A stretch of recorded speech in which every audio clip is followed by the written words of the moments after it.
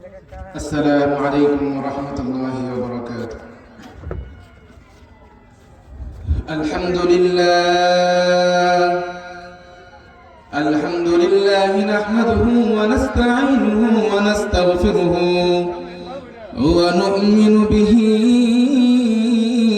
ونتوكل عليه ونعوذ بالله من شرور أنفسنا ومن سيئات أعمالنا. من يهده الله فلا مضل له ومن يضلله فلا هادي له. ونشهد أن سيدنا وسندنا وحبيبنا ومولانا محمدا عبده ورسوله. أما بعد فأعوذ بالله من الشيطان الرجيم. بسم الله الرحمن الرحيم. وأمر أهلك بالصلاة واصطبر عليها لا نسألك رزقا نحن نرزقك. صدق الله العظيم. وقال رسول الله صلى الله عليه وسلم: أول ما يحاسب به العبد يوم القيامة الصلاة، أو كما قال عليه الصلاة والسلام.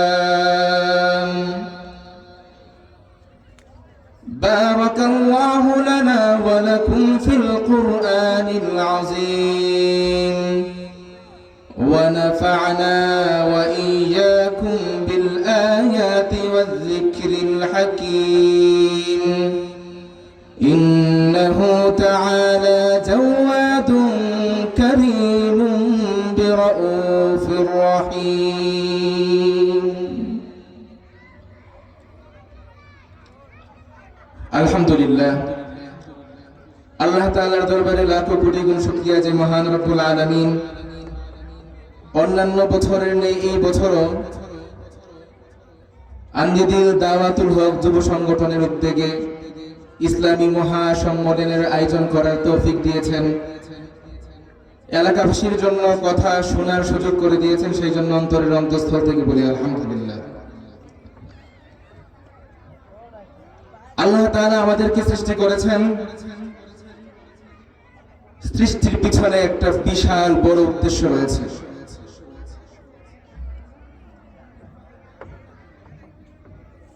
সেই উদ্দেশ্য হচ্ছে আল্লাহ তাআলার ইবাদত করা। কোরআনের আয়াতে আল্লাহ তাআলা বলেন: ওয়ামা খালাকতুল জিন্না ওয়াল ইনসা ইল্লা লিয়াবুদুন। মানব জাতি এবং জিন জাতিকে আমি সৃষ্টি করেছি একমাত্র আমার ইবাদত করার জন্য।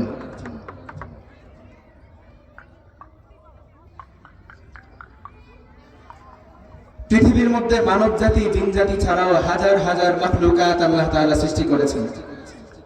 অন্যান্য মাখলুক সৃষ্টির পিছনে উদ্দেশ্য এটা নয় আল্লাহ তাআলার ইবাদত করা, কিন্তু মানব জাতি এবং জিন জাতির সৃষ্টির পিছনে একমাত্র উদ্দেশ্যই হচ্ছে আল্লাহ তাআলার ইবাদত করা। সেই জন্যই আল্লাহ তাআলা বলেন: ওয়ামা খালাকতুল জিন্না ওয়াল ইনসা ইল্লা লিয়াবুদুন।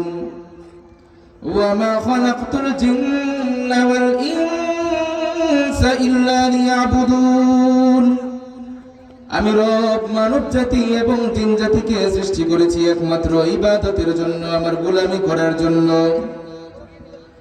পৃথিবীর সকল মাখলুককে সৃষ্টি করেছেন মানব জাতির গোলামির জন্য, মানব জাতির সেবা করার জন্য। আর আমার রব আপনাকে আমাকে সৃষ্টি করেছেন মহিমাময় রবের ইবাদত করার জন্য। মহিমাময় রবের ইবাদত করার জন্য আল্লাহ তাআলা আপনাকে আর আমাকে সৃষ্টি করেছে। তো যেই সকল বিষয়ের মাধ্যমে আমরা রবের ইবাদত করব, এর মধ্যে অন্যতম হচ্ছে as-সালাত, নামাজ। নামাজ বড় একটা ইবাদত, এত বড় ইবাদত যে ইবাদতের মাধ্যমে বান্দা তার রবের সাথে সরাসরি কথা বলতে পারে। সরাসরি রব আর বান্দার মাঝে মুহাব্বতের সম্পর্ক। বান্দা তার রবের প্রশংসা গাইতে থাকে, প্রশংসা শোনার পরে রব তার জবাব দিতে থাকে। এত সুন্দর একটা মুভমেন্ট, সিচুয়েশন অন্য কোন ইবাদতের মধ্যে নাই, যেটা নামাজের মধ্যে ফুটে ওঠে। দুঃখের সাথে বলতে হচ্ছে, এত সুন্দর বড় গুরুত্বপূর্ণ ইবাদত হওয়া সত্ত্বেও আজকে আমাদের মাঝে নামাজ বড় অবহেলিত। সবকিছুই করি, শুধু নামাজটাই পড়ি না। আমার ঘর চলে, বাজার চলে, দোকান চলে, সব কিছু চলে, ব্যবসা বাণিজ্য, কেনা কাটা, সব কিছু এভরিথিং চলে, শুধু নামাজটাই চলে না। আমি তো উদাসীন। আমার পরিবার পরিজন, আমার সন্তান সন্ততি, আমার স্ত্রী, আমার ভাই, সবাই গণহারে সবাই একেবারে গাফলতির মধ্যে নিমজ্জিত।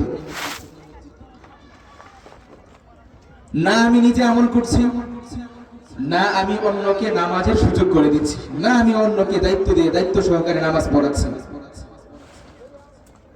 আচ্ছা, এটাই কি জিন্দেগি?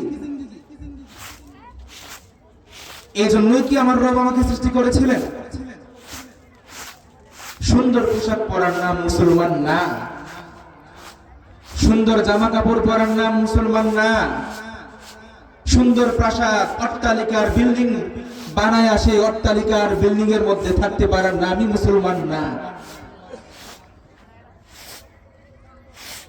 সবচেয়ে বড় ব্যবসায়ী হতে পারে